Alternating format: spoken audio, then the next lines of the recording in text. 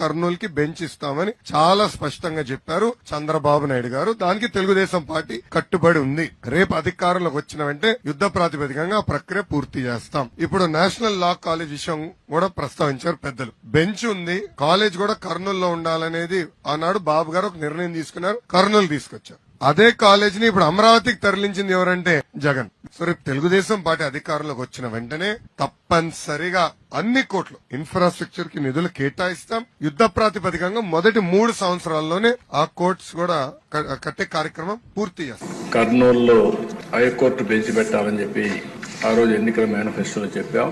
దాని ప్రకారం నిన్నే కేబినెట్ లో తీర్మానం చేసి అసెంబ్లీలో కూడా తీర్మానం చేసి అటు హైకోర్టుకి గవర్నమెంట్ ఆఫ్ ఇండియా కూడా పంపిస్తాం.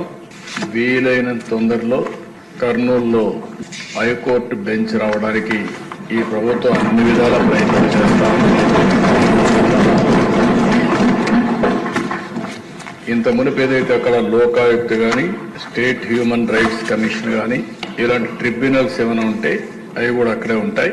అవి కూడా షిఫ్ట్ చేయడం లేదని చెప్పి మరొకసారి తెలియజేస్తున్నా.